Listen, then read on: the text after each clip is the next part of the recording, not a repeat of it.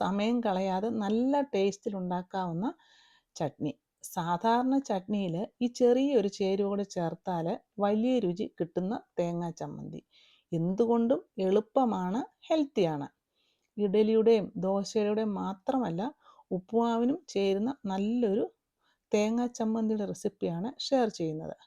ഈ വീഡിയോ ഇഷ്ടമായെങ്കിൽ ലൈക്ക് ചെയ്യാൻ മറക്കരുത്. മിക്സിയുടെ ജാറിൽ 2 കപ്പ് ചിരകിയ തേങ്ങ, അതുപോലെ തന്നെ ഇതിൻ്റെ കൂടെ 5 ചെറിയ ഉള്ളി, 1/4 കപ്പ് പൊട്ടുകടല, ചെറിയ ഒരു ജിഞ്ചർ പീസ്, ഒരു വെളുത്തുള്ളി അല്ലി, അതുപോലെ എരിവിന് ആവശ്യമായ പച്ചമുളക്. ഇവിടെ ഞാൻ 3 എണ്ണമാണ് എടുത്തിരിക്കുന്നത്.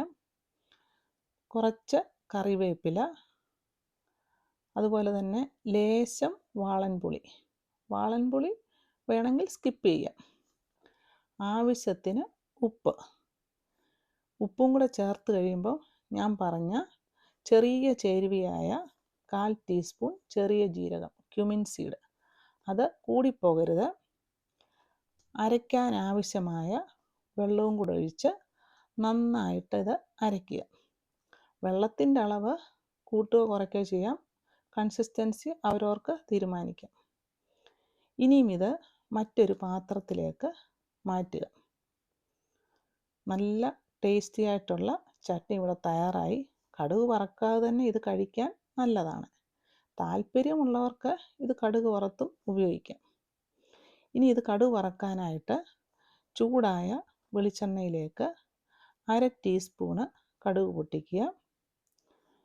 കടുക് പൊട്ടിയതിന് ശേഷം ചെറിയ ഉള്ളി അരിഞ്ഞത് ചേർക്കുക. ചെറിയ ഉള്ളി മൂത്ത് കഴിയുമ്പോൾ കറിവേപ്പിലയും കൂടെ ഇട്ട് ഫ്ലെയിം ഓഫ് ആക്കുക. ഈ വറവ് അരച്ച ചട്നിയിലേക്ക് ഒഴിച്ച് ഇളക്കി ടേസ്റ്റി ആയിട്ട് ഉപയോഗിക്കാം. ചെറിയ ജീരകം ചെറിയ അളവിൽ ചേർക്കുമ്പോൾ സാധാരണ ചട്നിക്ക് ഒരു പ്രത്യേക ടേസ്റ്റ് ഉണ്ടാകും. നല്ല ഹോട്ടലുകളിൽ നിന്ന് ലഭിക്കുന്ന അതേ ടേസ്റ്റിൽ നമുക്കും ചട്നി ഉണ്ടാക്കാം. ഹെൽത്തി, ടേസ്റ്റി, സിമ്പിളായ ചട്നി നിങ്ങൾക്ക് ഇഷ്ടമായെങ്കിൽ ലൈക്ക് ചെയ്യുക, ഷെയർ ചെയ്യുക, കമൻറ്റ് ചെയ്യുക. സബ്സ്ക്രൈബ് ചെയ്ത് സപ്പോർട്ട് ചെയ്യുമല്ലോ. അടുത്ത ഒരു ഈസി റെസിപ്പിയുമായി കാണുന്നത് വരെ ഹാവ് എ നൈസ് ടൈം.